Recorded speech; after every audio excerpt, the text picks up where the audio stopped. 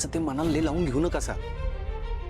अहो साहेबांचा राग तुमच्यावर नाहीये, परिस्थितीवर आहे. उगाच माझी खोटी समजूत काढू नको शुभू. मला माहितीये बाबा माझ्यावरच चिडले होते आणि मी पण किती मूर्ख आहे रे.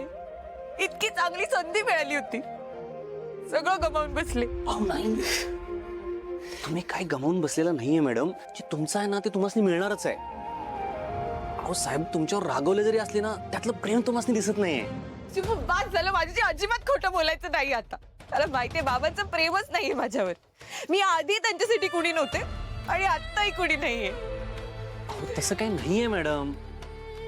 तसंच आहे, मला माहितीये. मी ना त्यांच्यासाठी घरातली एक आडगळ आहे. नाही म्हणजे खरं तर त्यांना मला बाहेरच काढून टाकायचंय, पण बाहेर काढलं तर लोक काय बोलतील म्हणून बहुतेक ठेवलंय.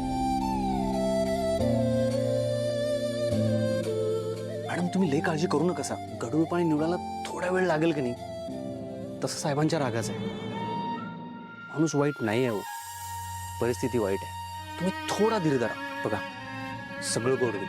उगाच मला खोट्या आशा देऊ नको शुभू. अरे मला माहितीये ना बाबा मला त्यांची मुलगी मानतच नाही. ना ते कधी माझी प्रेमाने विचारपूस करणार आहेत, ना कधी माझ्याशी बोलायला येणार आहेत. म्हणजे बघ, जन्माला आले आई गेली, बाबा आहेत पण ते साधं बघतही नाहीत माझ्याकडे. माझ्या असण्या नसण्याने कोणाला काही फरक पडत नाही. मला तर वाटतं ना मी जन्मालाच यायला नको होतं. अहो तसं नाहीये मॅडम. त्याचंच आहे शुभू, त्याचंच आहे. माझ्या बाबतीत कधीच काही चांगलं होऊ शकत नाही हे आज सिद्ध झालंय. मग तूच सांग, मला ज्या हाताने ध्वजारोहण करायचं होतं तोच खांदा कसा काय निखळला. नाही रे, लोक म्हणतात ना ते बरोबर आहे. आता मलाही पटलंय, ते आहेच ते कमनशिबी. तसं काही नाहीये. बस जा, आत्ताच्या आत्ता जा.